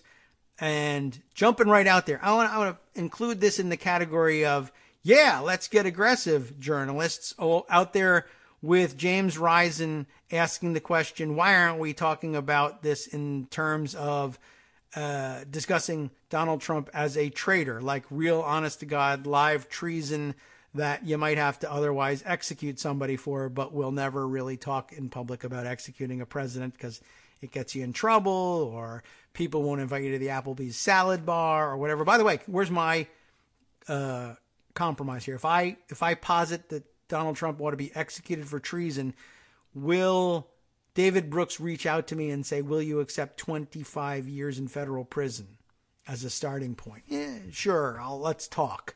Although really, I don't think it's fair to, rob me of this moment, but okay. But more to the point, another bold assertion that likewise makes real sense and has a basis in reality. From New York Magazine, Jill Abramson, writing under the headline, "Do you believe her now? It's time to re-examine the evidence that Clarence Thomas lied to get onto the Supreme Court, and to talk seriously about impeachment. The case for impeaching Clarence Thomas and removing him from the Supreme Court. In light of what has happened very recently and over the decades since Anita Hill testified against him, and the position we're now taking," and this actually makes a good segue from Al Franken. Look what we're doing. Somebody alleges this stuff, even if it was Russian trolls or wasn't, or was amplified by them or wasn't. We bounced a sitting senator out of office on these accusations because, look, the right thing to do is believe the women already, and we'll get to the bottom of it later. But you don't belong in public life if you are even accused of something like this. And of course, then there was pushback, and are we going too far? And shouldn't we wait for something, and all of that? I mean, there's some validity to it, and then there's some validity to the other part too.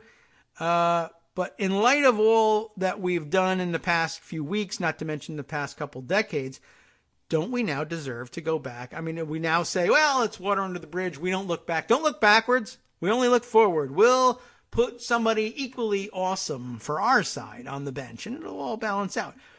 Don't we now think, looking back at the record with our current understanding of what, pressures are brought to bear against people who speak up, don't we now believe that we saw that in action and swept it under the rug, and have had a guy sitting on the Supreme Court for however many decades since, and who will continue to sit there for however many decades in the future, who doesn't belong there, who ought to be impeached, who never belonged there in the first place?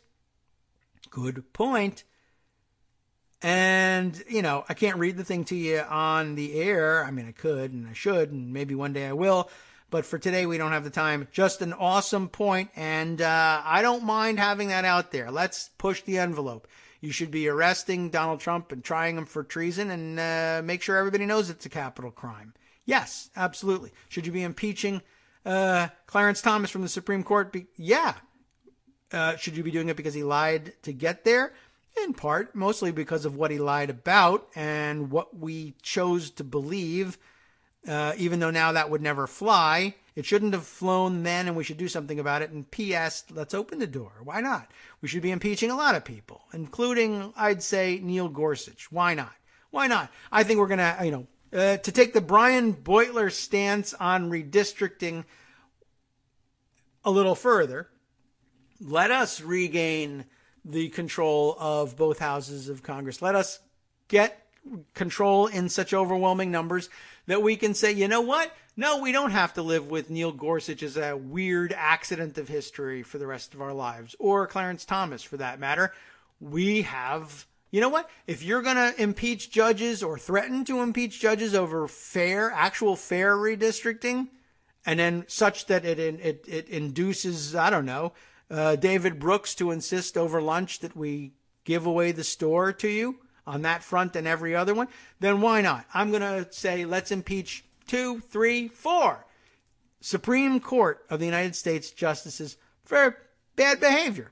That's what it says. Period. They're allowed to keep their jobs for life in periods of good behavior. You know what? let me define bad behavior for you. It is, like impeachment, whatever the House says it is. Ta-da! And that's that. Do you like that kind of hardball? Do you fear that kind of hardball? Then don't pull it on me, because I'll pull it on you next chance I get. Yeah, fair warning. That's what we knew what would happen with the nuclear option, but confined to Senate procedural rules, I'm mostly okay having that warfare. Even though it does occasionally lead to things like putting Neil Gorsuch on the court. Fine, that's okay. I have another nuke. Watch this. You're impeached. Don't start nuclear wars. Okay. Well, but you started it. You used the nuclear option. Yeah, you invented it. And you sold it as the nuclear option, and you sold it in academic journals as the constitutional option. You were trying to pull that trigger. It's just that you suck at it, and I pulled it instead. Ha ha. That's what happens. Sometimes you arm yourself to protect your family, but the guy comes in and punches you in the face and takes your gun and shoots you with it. That's what happened here. But hey, freedom, right? What can you do? The Second Amendment said I had the right to punch you in the face and take your gun, and you'll never take that away from me. It's been a hell of a show. All right. And you know what? It's almost time to wrap up, as a matter of fact. But anyway, I just thought I would, maybe we'll mine the Twitter feed for just a few more seconds here to wrap up. I think I got most of the gun stuff on the record. And there's definitely some other things out there, though. Oh, yeah, and there's some great discussion. We're definitely going to have to wait for tomorrow, which is Wednesday, which will be a little bit difficult, though maybe Greg and Joan both will want to talk about some of this. Thursday, we got more time. Friday, a little bit more free form. Who knows who will be indicted between then and now. Some very interesting discussions of the indictments and what they mean, and some excellent tweet storm rebuttals to the skeptics out there. And I know we'd all like to share some of those as well. And, man, what else is out there? A dozen other things that we're just never going to get to. And, I don't know, we can look forward to all kinds of fun stuff tomorrow and Friday. As a matter of fact, why don't we start by saying, okay, on the early side, I'll tell you, so we can do it calmly and rationally. But there's another show coming up after this one here on Netroots Radio. It's the West Coast Cookbook and Speakeasy. And, of course, Justice Putnam brings you that. What have we missed that Justice is going to address for you? Starting off in their Bistro Cafe. CNN panelist, who's this? Tara Setmeyer, tells Trump surrogate Jason Miller, remember that guy? I think he got his girlfriend on the campaign pregnant. Yeah. That the president should just shut up, which is probably true. I don't know whether that's advice I want to give him or not. He's so entertaining. And also, I love giving him rope. Why? Because, I don't know, the free market loves to allocate rope. That's why. I'm not saying he should hang himself or even that it'll happen. But if it does, it's because capitalism demanded it. Then, on the rest of the menu, an Idaho state senator. Ooh, I'll ask Joan about this tomorrow. I'll forget by then. Joan, if you're listening, tell me about the Idaho state senator who threatened over a dozen University of Idaho students at a scheduled meeting that he would call the state police if they ever showed up again to lobby for birth control. Wow, that seems like an overreaction. They should probably have drawn a gun on him just to calm him down. I'm not threatening you. I'm just saying, sir, you're going to need to calm down. Let's see. GOP swing state voters are unimpressed with the Ryan Trump tax scam. That's good news because I spent the weekend reading that the tax plan had gained 5 points in approval over the weekend in the polling, but I'm sure Greg can talk us down from that tomorrow. And the Chicago Blackhawks banned 4 fans for life after they were caught on tape racially taunting Washington Capitals forward Devontae Smith-Pelly. And you can imagine what that sounded like. And by the way, the name of the team is the Blackhawks, and maybe that isn't the wisest thing either, but okay. For now, I don't really know how people feel about that one, but that's because I just don't follow hockey issues for that long. But how do you like that? Well, at least they banned them for life. That's not a bad idea. After the break, in the upcoming West Coast Cookbook and Speakeasy, they move to the chef's table, where the Polish foreign minister escalated international tensions by insisting Poles of Jewish ethnicity, do we know any of those, share a greater blame for the Holocaust than regular Poles. If you didn't like the Holocaust, you shouldn't have showed up to get killed in it, I guess is the argument. And French Holocaust survivor and human rights icon Simone Veil, how does she pronounce it? Veil, V-E-I-L, will receive the rare honor of a burial at the Pantheon in Paris. Okay, Paris. How do you like that? All right. Well, all of the details on that and all of the import of it brought to you by Justice Putnam on the West Coast Cookbook and Speakeasy. Coming up next on the Netroots Radio Network. We're not a bot network. We're real people, you know. So do stay tuned. I was glad to be able to get all of that out there and more. Always a great mix of national and international news there. As I said, many more things for us to talk about in the rest of the week. So much so, in fact, that I'm not going to be able to cram them in even now that I've given myself more room for it. Thank you for joining us for a free-form rant. It was that kind of a day. It felt like a Monday because we were ostensibly off yesterday, but we did do a show. From Daily Kos Radio on networksradio.com. You have been listening to the Kagro in the Morning Show with David Waldman. Yes, we did do a show yesterday, and we remind you if you haven't had a chance to listen to it, or even if you have, try downloading. I know it's a problem.